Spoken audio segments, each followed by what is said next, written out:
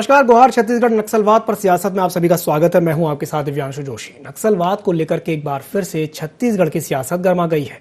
मामला बीजापुर में एक नेता की गिरफ्तारी से जुड़ा हुआ है। इसे लेकर के विपक्ष कांग्रेस पर निशाना साध रहा है। विपक्ष का कहना है कि गिरफ्तार व्यक्ति भोपालपट्टनम का ब्लॉक कांग्रेस महामंत्री है। विपक्ष सवाल भी कर रहा है कि नक्सलियों ने कांग्रेस ज्वाइन कर ली है या नक्सलियों को पार्टी ने पद दे दिए हैं। भाजपा के आरोपों पर कांग्रेस ने पलटवार किया है। कांग्रेस का कहना है कि 15 सालों में भाजपा के नेता पदाधिकारी भी नक्सल गतिविधियों में शामिल रहे हैं। तो नक्सलवाद को लेकर के सियासत देखने को मिल रही है छत्तीसगढ़ में और आज इसी विषय पर हम चर्चा करेंगे।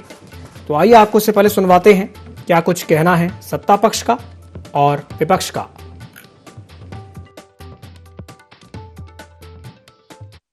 और छत्तीसगढ़ भारतीय जनता पार्टी और हम सब लगातार कांग्रेस पर आरोप लगाते रहे हैं कि कांग्रेस का संबंध नक्सलियों से किस तरह का है और नक्सलियों के संबंध रहने के कारण वहां के कार्यकर्ताओं को, राजनीतिक दल के लोगों को एवं साथ साथ जो विभागीय जो अधिकारी हैं उन तक को भी नक्सलियों के नाम से अब सरकार के नाम से दबाव बनाया जाता है।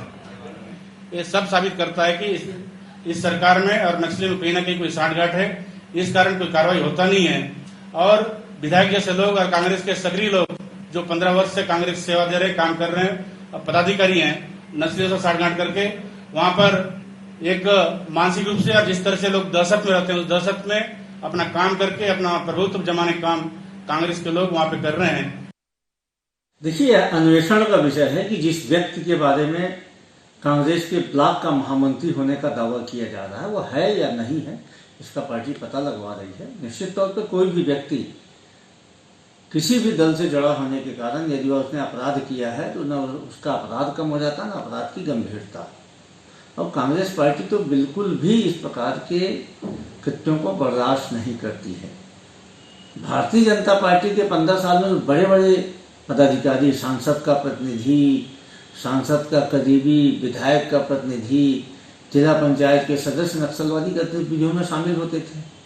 कांग्रेस पार्टी इस प्रकार की कृत्यों का हमेशा निंदा करती है। तो नक्सलवाद को लेकर के एक बार फिर से सियासत देखने को मिल रही है छत्तीसगढ़ में इस बार। चलिए इस पर चर्चा करते हैं विस्तार से और चर्चा करने के लिए हमारे साथ 3 खास मेहमान जुड़ रहे हैं। चर्चा में हमारे साथ अजय गंगवानी जी जुड़ रहे हैं जो कि कांग्रेस प्रवक्ता हैं और हमारे साथ जुड़ रहे हैं के एस चौहान साहब जो कि बीजेपी नेता हैं और हमारे साथ जुड़ रहे हैं गंगेश द्विवेदी जी जो कि वरिष्ठ पत्रकार हैं। आप तीनों मेहमानों का बहुत बहुत स्वागत है IND24 में। सबसे पहले मैं शुरुआत करना चाहूंगा गंगवानी जी से। गंगवानी जी, नक्सलियों से संबंधों के आरोप लग रहे हैं आप पर, क्या कहेंगे? सबसे पहले जो आरोप है पूरी तरह झूठ और निराधार है। कुछ पॉइंट दूंगा तो चीजें बहुत बेहतर स्पष्ट होंगी। सबसे पहले चौधरी जी जो ये दिव्यांशु जी के सत्यम जिसका ये बात कर रहे हैं कि कांग्रेस का पदाधिकारी है, सबसे पहले आपके लोकप्रिय चैनल पे पूरी जिम्मेदारी से इस बात का खंडन कर रहा हूं कि वर्तमान में के सत्यम जी जो है वो कांग्रेस के किसी प्रकार से किसी पद में नहीं है। पहली बात। दूसरी बात ये इनके द्वारा भ्रम फैलाने का प्रयास किया जा रहा है दिव्यांशु जी कि वो नक्सलियों के सप्लाई या साठगांठ के संबंध में गिरफ्तार किए गए। ये पूरी तरह गलत है, जबकि वास्तविक स्थिति क्या है? के सत्यम को 3 से 4 दिन पूर्व नक्सलियों के द्वारा कनपट्टी पे बंदूक रख के उनका अपहरण किया गया है। इसके संबंध में उनके परिजनों ने भोपालपट्टनम थाने में लिखित आवेदन और FIR भी दर्ज कराई। तो ये जो भारतीय जनता पार्टी झूठ और भ्रम फैलाने का प्रयास कर रही है कि कांग्रेस का पदाधिकारी है, पहली बात ये पूरी तरह गलत है। दूसरा, आज उनका नक्सली द्वारा अपहरण किया गया है, न कि नक्सली की साठगांठ में गिरफ्तारी। तो दोनों जो इनके मूल आधार है दिव्यांशु जी वो पूरी तरह गलत है। और सबसे बड़ी चीज क्या हो रही है कि वहां नक्सली जो है वहां पे 15 से 20 किलोमीटर वो जिस गांव में रहते हैं उस गांव का नाम है नल्लमपल्ली। उस नल्लमपल्ली से 15-20 किलोमीटर में किसी के पास भी कोई 4 व्हीलर नहीं है। इसलिए नक्सलियों द्वारा एक नक्सली के इलाज के लिए आंध्र प्रदेश ले जाने के मजबूरीवश उनको बंदूक देकर अपहरित करके उनके जबरदस्ती आंध्र प्रदेश लिया गया और उनको अब जाके उनको नक्सलियों को गिरफ्तार करके उनको पकड़ा गया है। तो ये जो भ्रम और झूठ फैलाने का प्रयास किया जा रहा है वो आपत्तिजनक है। और देखिए कुछ चीजें और कह दूं कि कहीं ना कहीं जाकी रही भावना जैसी प्रभु मूरत देखी तिन तैसी, क्योंकि कहीं ना कहीं भारतीय जनता पार्टी लगातार 15 सालों तक नक्सलियों को साठगांठ करती रही, राजनीतिक संरक्षण देती रही। तो अब स्थितियां बदल चुकी है। वर्तमान में कानून और संविधान का राज है, लेकिन भारतीय जनता पार्टी उस स्थिति निकल नहीं पाई है। देखिए कुछ उदाहरण दूंगा तो चीजें और बेहतर स्पष्ट होगी दिनांशु जी। जगत पुजारा जो भारतीय जनता पार्टी के जिला उपाध्यक्ष थे, पूर्व विधायक के पुत्र थे, लगातार 10 साल तक नक्सलियों को सामान सप्लाई करते हुए पकड़ाते हैं। दूसरा उदाहरण दे दूं, बाडू प्रतापपुर के ठेकेदार धर्मेंद्र चोपड़ा जो नक्सलियों से साठगांठ और सामान सप्लाई में पकड़ाते हैं, उनकी गिरफ्तारी कहां से होती है? रायपुर के एयरपोर्ट में भारतीय जनता पार्टी की सांसद की गाड़ी से।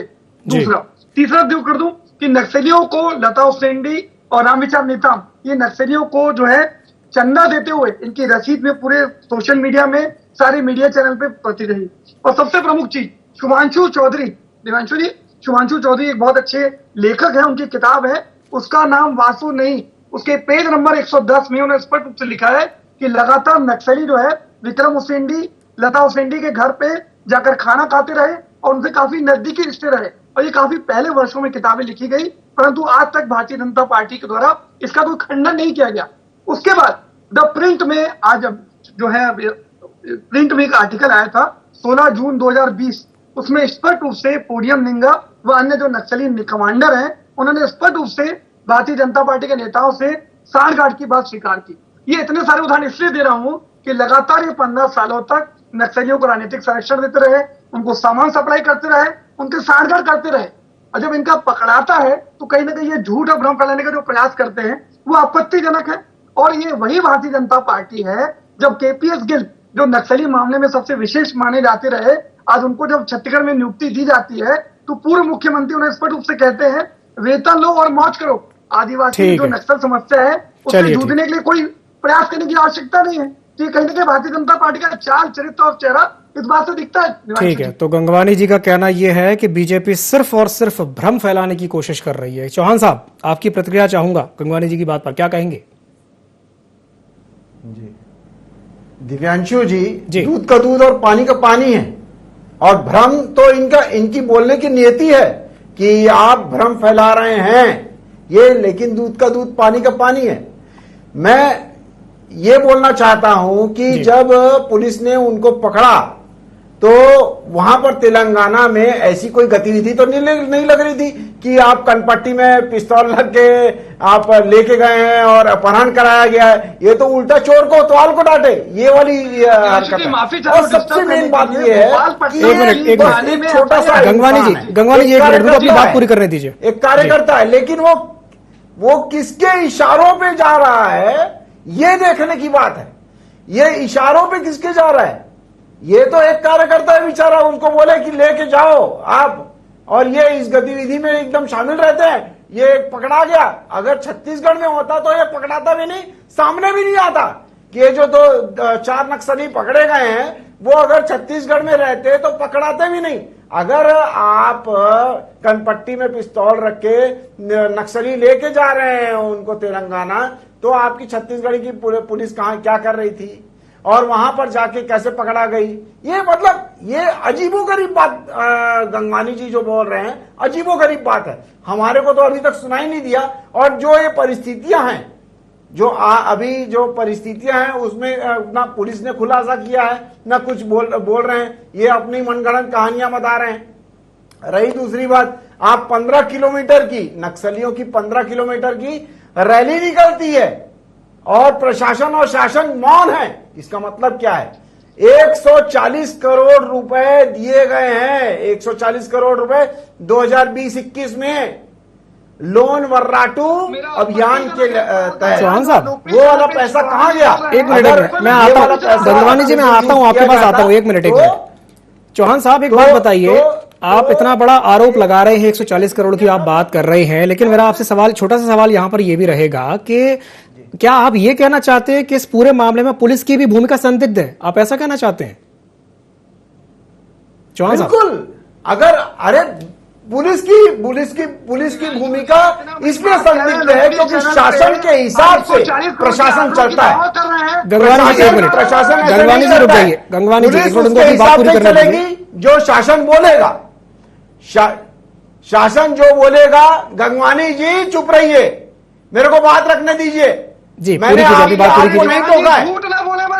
कृपया लोगों को वास्तविकता से रूबरू होने दीजिए। एक एक करके अपनी बात रखिए, चलिए रूबरू होने दीजिए। चौहान साहब पूरी कीजिए, बात पूरी कीजिए। दिव्यांशु जी ठीक है, मैं ये बोलना चाहता हूं कि आप खुद बताइए, ये सिर्फ छत्तीसगढ़ी पुलिस की बात नहीं है, एक गांव कस्बे की भी पुलिस को सब पता रहता है, चप्पे चप्पे पे उनके मुखबिर रहते हैं, सब लोग रहते हैं, उसके बावजूद भी वो वहां से तेलंगाना जाते हैं।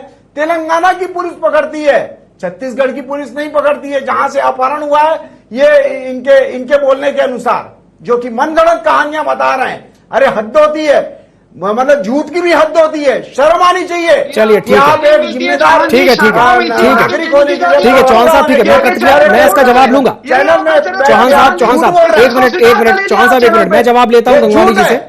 गंगवानी जी से ठीक है, मैं जवाब ले लेता हूं गंगवानी जी से, लेकिन उससे पहले मैं एक सवाल गंगेश जी से कर लेता हूं, वो भी हमारे साथ चर्चा में जुड़े हुए हैं। गंगेश जी, मैं आपसे सवाल करना चाहूंगा कि ये जो पूरा प्रकरण आप देख रहे हैं, जिस तरीके से नक्सली समस्या को लेकर के आरोप प्रत्यारोप की राजनीति देखने को मिल रही है, आप इसे कैसे देखते हैं और क्या कहेंगे इस पर?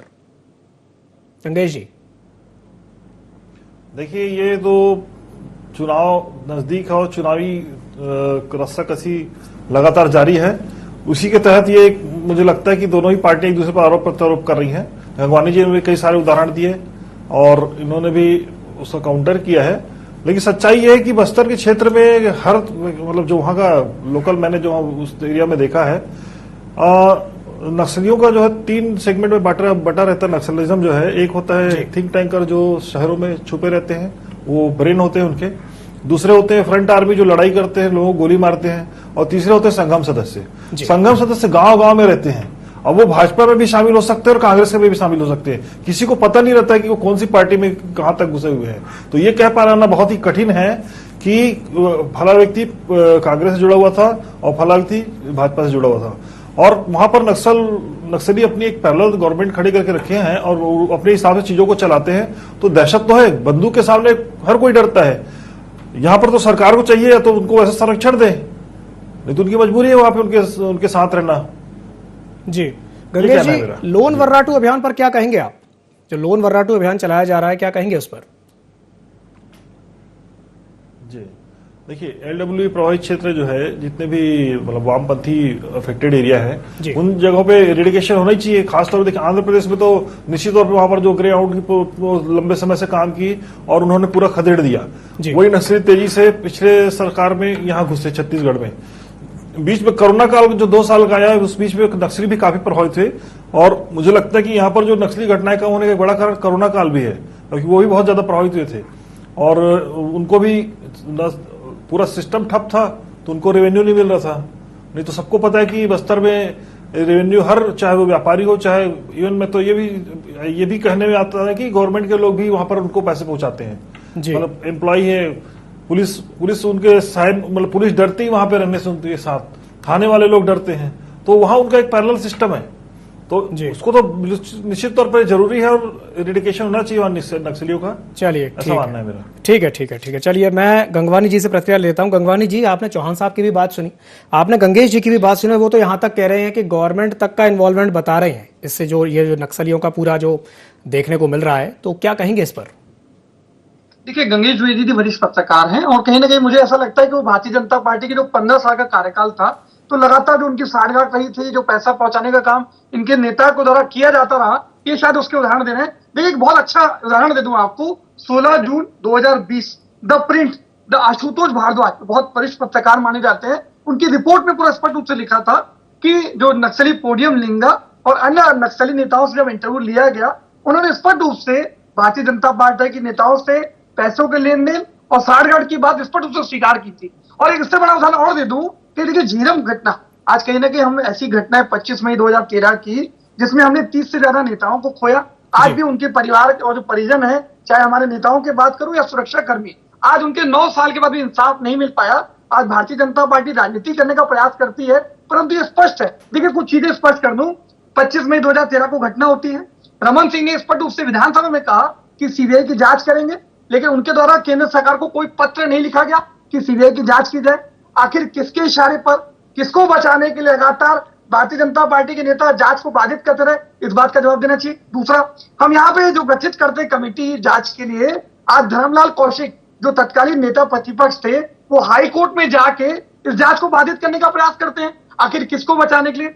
दूसरा प्रश्न, आप देखिए, कहीं ना कहीं ये जो मार्च 2014 जब ये झीरम की घटना की जांच चल रही थी, तब एनआईए द्वारा जो मेन 2 थे, रमन्ना और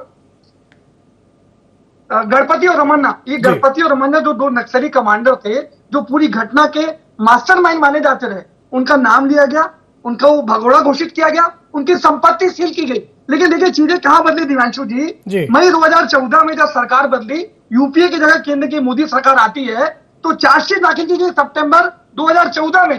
तब गणपति और रमन्ना दोनों का नाम हटा दिया जाता है। आज जो घटना के मास्टरमाइंड थे, किसके इशारे पर दोनों का नाम हटा दिया गया, इस बात का जवाब यहाँ बैठे प्रवक्ता को देना चाहिए। और लगातार पहले सीबीआई को जांच नहीं दी गई। 2013 से 2018 5 साल तक इनकी सरकार रही, क्या इनके द्वारा कोई कार्रवाई की गई? यहां तक छोड़िए, आज वहां पे जो नेता थे, उनके चश्मे, जूते, मोबाइल, जो उनकी नजदीकी चीजें थी, वो 2 महीने के बाद भी जांच स्थल में पाई गई। और सबसे बड़ी बात, आज परिवर्तन यात्रा, विकास यात्रा जो चौहान साहब मैं आ रहा हूँ आपके पास, आ रहा हूँ 1 मिनट मैं कंप्लीट कर लूं। देखिए परिवर्तन यात्रा हम जो कांग्रेस की निकाले, उसमें कुल मिला के 177 सुरक्षा कर्मी थे, जबकि भारतीय जनता पार्टी की विकास यात्रा में 1790, आखिर 10 गुना सुरक्षा कर्मियों में कमौती आज किस राजनीतिक साजिश के लिए, किस षड्यंत्र के लिए, किसके इशारे पर की गई, ये भारतीय जनता पार्टी के प्रवक्ताओं को क्लियर करना चाहिए। और कई बार एनआईए कहती है कि हमारी जांच पूरी हो गई। आज जब हमारे विधायक पुत्र वहां जाके जितेंद्र मुदलियार जी वहां पे कंप्लेन दर्ज कराने का प्रयास करते हैं, तो एनआईए बोलती है हमारी जांच कंप्लीट नहीं हुई है। तो कहीं ना कहीं केंद्र की मोदी सरकार और तत्कालीन भारतीय जनता पार्टी की सरकार इस बात का प्रयास करती रही कि झीरम के हत्याकांड में जो परिजनों और परिवार को इंसाफ मिलना चाहिए, तो उसे लगातार बाधित किया जा रहा है। तो कहीं ना कहीं राजनीतिक साजिश और षड्यंत्र के पीछे किस भारतीय जनता पार्टी के नेताओं के तार जुड़े हैं, इस बात का जवाब देना चाहिए चौहान जी को। चलिए ठीक है गंगवानी जी, मैं जवाब ले लेता हूं। चौहान साहब क्या कहेंगे इस पर?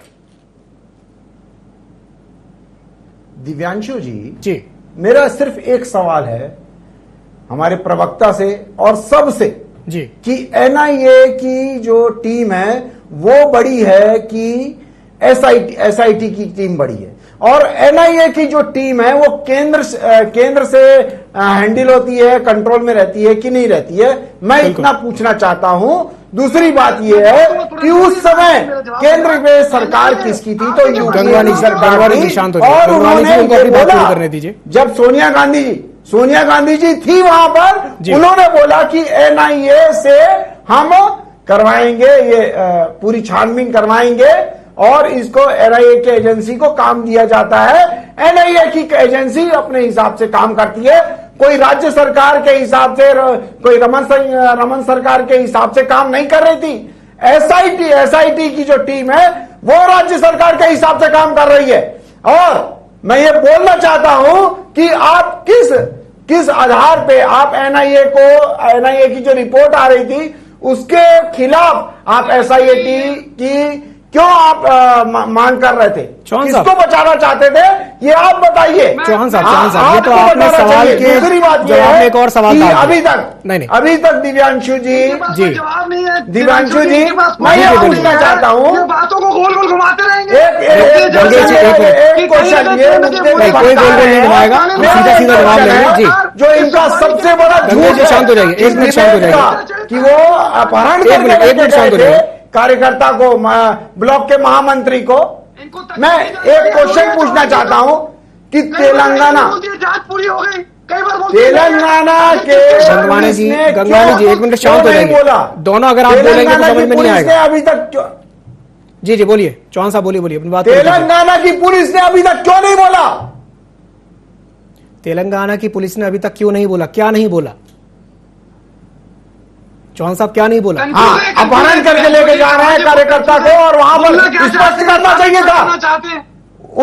उनका साथी बन के गया है, वो उनको लेके गया है, इलाज कराने लेके गया है महिलाओं को। चौहान साहब देखिए नक्सलवादियों को उन्होंने इस बहस में, इस डिबेट में इलाज के लिए लेके गया है। एक मिनट एक सवाल यहां पर जो उठ रहा है, जो अभी गंगवानी जी बार बार उठाने की कोशिश कर रहे थे, जिसका जवाब अभी तक आपने नहीं दिया है। वो ये कह रहे थे कि जब 2013 में झीरम कांड हुआ था, उसके बाद तत्कालीन मुख्यमंत्री रमन सिंह ने पत्र क्यों नहीं लिखा था केंद्र को, वो ये सवाल उठा रहे थे। तो इसका क्या जवाब है आपके पास? हाँ, मेरे को 1 मिनट का समय दीजिए। जी ठीक है, बोलिए 1 मिनट का समय दीजिए, 1 मिनट का, ठीक है।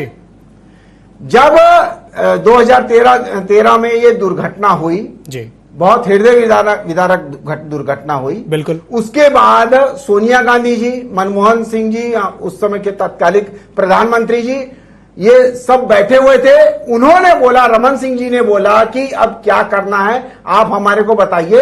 तो उन्होंने म्यूचुअल अंडरस्टैंडिंग से उन्होंने बोला कि ये जो तहकीकात है, ये जो एजेंसी है, ये हम एनआईए एजेंसी को देते हैं।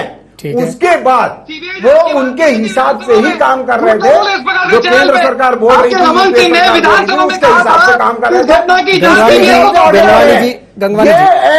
भावनाओं पर नियंत्रण रखिए, मैं आपके पास वापस आ रहा हूं। एनआईए की जो टीम थी उसको हैंडल कर रहा था केंद्र सरकार, यूपीए सरकार उस समय। आप जी बोलिए। आप उसके बाद क्या रह जाता है आप बताइए। दिव्यांशु जी 1 मिनट दीजिए। चलिए ठीक है, मैं प्रतिक्रिया ले लेता हूं। गंगवानी जी क्या कहेंगे, जल्दी से बोलिए, अपनी बात पूरी कीजिए। देखिए मेरे चौहान जी तो सिर्फ 5 प्रश्न है। मई 2013 में घटना होती है जी। विधानसभा में रमन सिंह ने सीबीआई जांच की बात की, लेकिन केंद्र सरकार को सीबीआई जांच के लिए पत्र क्यों नहीं लिखा, पहला। दूसरा, आज विकास यात्रा में चौहान साहब आप शांत हो जाइए। गंगवानी जी को अपनी बात तो पूरी करने दीजिए। ये चौहान जी की सच सुनने दीजिए। चौहान साहब इनको शांत अगर आप बीच में बोलेंगे तो अपनी बात पूरी कैसे कर पाएंगे? किसने अपॉइंट किया? इनको म्यूट कर दीजिए, मेरा निवेदन है दिव्यांशु जी। 1 मिनट, वो अपने आप ही शांत हो जाएंगे। चौहान साहब मेरा आपसे विनम्र अनुरोध है, आप शांति से उनकी बात सुन लीजिए, उसके बाद अपनी प्रतिक्रिया दीजिए। गंगवानी जी बोलिए। बिल्कुल। देखिए मेरे 5 प्रश्न हैं। सबसे पहले सीबीआई की बात कहने के बाद विधानसभा में सीबीआई को जांच रमन सिंह ने क्यों नहीं सौंपी, पहला। आज सुरक्षा कर्मी कांग्रेस की परिवर्तन यात्रा में 10 गुना सुरक्षा कर्मियों में कटौती, किसके इशारे पर, किसको बचाने के लिए, सुपारी किलिंग और अनैतिक षड्यंत्र के पीछे कौन था, इस बात का जवाब दे। 2, मैंने स्पष्ट कहा कि सितंबर 2014 में जो गणपति और रमन्ना प्रमुख आरोपी थे, किसके इशारे पर चार्जशीट में गणपति और रमन्ना का नाम किसको बचाने के लिए हटाया गया, तीसरा प्रश्न। ठीक है। चौथा प्रश्न, एनआई ने 2018 में क्लोजर रिपोर्ट की बात की। क्लोजर रिपोर्ट का मतलब ये होता है कि उनकी जांच पूरी कंप्लीट हो गई, और जब हम एसआईटी जांच करने का प्रयास करती है तो एनआई उसको फाइल देना नहीं चाहती। आखिर किसके इशारे पर केंद्र की मोदी सरकार किसको बचाने के लिए प्रयास कर रही है। चौथा प्रश्न, आज नेता प्रतिपक्ष धर्मलाल कौशिक क्यों झीरम की जांच को बाधित करने के लिए हाईकोर्ट में याचिका लगाते हैं, किस भारतीय जनता पार्टी की नेता की सांठगांठ थी, किसको बचाने के लिए, किसके इशारे पे। ये मेरे 5 प्रश्न है दिव्यांशु जी, ये 5 प्रश्नों के जवाब दे दें चौहान जी। चलो ठीक है, दूध का दूध और पानी का पानी हो जाएगा। ठीक है। चौहान साहब क्या कहेंगे इस पर? वो तो प्रश्नों की बौछार कर दी उन्होंने आपके ऊपर। दिव्यांशु जी हाँ दिव्यांशु जी, ये प्रश्न तो हमारा होना चाहिए कि आप किसको बचाने के लिए आप ऐसा कर रहे हैं। जब एनआईए की एजेंसी या सीबीआई या एसआईटी जब तहकीकात करती है तो लोकल जो पुलिस होती है उसका हस्तक्षेप जो होता है वो खत्म हो जाता है, वो सिर्फ सपोर्टिव रोल में रहती है। इनको अरे आप पहले आंसर पूछ लीजिए, आंसर सुन लीजिए, आंसर सुन लीजिए, बात पूरी करने दीजिए। आंसर सुन लीजिए ना, आप तो क्वेश्चन किया है ना, आप आंसर सुन लीजिए। 1 मिनट गंगवानी जी शांत हो जाइए, शांत हो जाइए जी। आंसर सुन लो आप जी, बोलिए। आंसर सुन लो। हाँ बोलिए। मैं ये बोल रहा हूं कि लोकल पुलिस या राज्य की पुलिस या लोकल पुलिस उस समय नगण्य हो जाती है, वो सिर्फ सपोर्टिव रोल में रहती है। जब बाहर की एजेंसियां जैसे केंद्र या नेशनल लेवल की एजेंसियां जो रहती हैं, जब वो इसकी जांच पड़ताल करती हैं, ठीक है। एनआईए का मतलब ये है कि आप जो लोकल पुलिस है, जो स्टेट की पुलिस है, वो सिर्फ सपोर्ट करेगी। और एनआईए का गठन, एनआईए का एजेंसी का जो अपॉइंट किया गया था वो यूपीए सरकार की तरफ से किया गया था। दूसरी बात ये है, आप दोनों लोग एक साथ बोलेंगे तो कोई नहीं सुन पाएगा। एनआईए जांच कर रही है, चलिए ठीक है। जब एनआईए जांच कर रही है तो एसआईटी का क्या मतलब है? चलिए ठीक है। चौहान साहब, गंगवानी जी, चौहान साहब 1 मिनट, बड़ी एजेंसी है। ठीक है 1 मिनट, आप दोनों लोग शांत हो जाइए। हमारे साथ चर्चा में गंगेश जी भी जुड़े हुए हैं, मैं एक सवाल उनसे कर लेता हूं। गंगेश जी, मेरा आपसे प्रश्न ये रहेगा कि जिस तरीके से हम ये देखते हैं कि जो नक्सली समस्या है उसे लेकर के दोनों ही दल, सत्ता पक्ष और विपक्ष, दोनों ही एक दूसरे पर आरोप प्रत्यारोप लगाते रहते हैं। समस्या पुरानी है, लेकिन सबसे बड़ा सवाल और सबसे अहम सवाल यह है कि इसका परमानेंट सॉल्यूशन क्या है, समाधान क्या है? क्या कारण है कि अभी तक इसका समाधान नहीं हो पाया है? और हर बार जब भी इस पर चर्चा होती है तो आरोप प्रत्यारोप लगने शुरू हो जाते हैं। गंगेश जी, समय की कमी है, जल्दी से अपनी बात पूरी कीजिए। देखिए ये जी देखिए LWE का जो लेफ्ट विंग अफेक्टेड एरिया खाली छत्तीसगढ़ नहीं है, बल्कि करीब से 8-10 या 11 राज्य आते हैं जी। और ये समस्या एक दिन में हल नहीं की जा सकती, क्योंकि उनका पैरेलल अपना एक सिस्टम खड़ा हुआ है। उस सिस्टम को बातचीत करने के जरिए और सख्त प्रयासों के जरिए, जैसा कि मैं आंध्र प्रदेश में देखता हूँ, वहां पर जो सख्त प्रयास हुए हैं, ग्रेहाउंड फोर्स वहां पर जिस तरह से कार्रवाई कर रही थी और वहां पर नक्सलियों को लगभग खदेड़ चुकी है पूरे एरिया से, उस तरह के प्रयास की आवश्यकता पूरे देश में। छत्तीसगढ़ में भी अभी काफी कुछ कम हुए हैं, लेकिन और बस्तर पूरा अफेक्टेड एरिया है। सरगुजा से तो कम से कम चले गए हैं, नांदगांव वाले क्षेत्र में थे वहां से भी कम हो गए हैं, लेकिन बस्तर अभी भी पूरा अफेक्टेड एरिया है। मेन उनका जो एरिया है बस्तर का जगरगुंडा क्षेत्र है, दंतेवाड़ा के पास उनका गढ़ है, उस गढ़ में आज तक फोर्स घुस नहीं पाई है। उस गढ़ को जाने वाली एक रास्ता बना था, उसमें 200 बार विस्फोट हुए। मतलब इस तरह की हरकतें वहां नक्सली करते हैं, है ना। तो उनको पूरी सख्ती के साथ ही बिल्कुल ये बात आपने बिल्कुल सही कही कि उनको सख्ती के साथ खदेड़ने की आवश्यकता है। चलिए, इस समय हमारे पास इतना ही था। आप तीनों मेहमानों का बहुत बहुत धन्यवाद हमारे साथ जुड़ने के लिए। तो नक्सलवाद एक ऐसी समस्या है जिसे लेकर के न सिर्फ छत्तीसगढ़ बल्कि कई अन्य ऐसे राज्य हैं जो लगातार परेशान हैं, लेकिन बात घूम फिर के वहीं आ जाती है कि आखिर इस समस्या का समाधान क्या है। इतना तो तय है कि अब जो ये मुद्दा उठा है 2023 के विधानसभा चुनाव की अगर बात की जाए तो उसे देखते हुए एक बड़ा मुद्दा मिल गया है दोनों ही दलों को, और दोनों ही दल अपने अपने तरीके से इसे भुनाने में लगे हुए हैं। तो गुहार छत्तीसगढ़ में फिलहाल के लिए इतना ही। मुझे दीजिए इजाजत और आप बने रहिए IND24 के साथ। नमस्कार।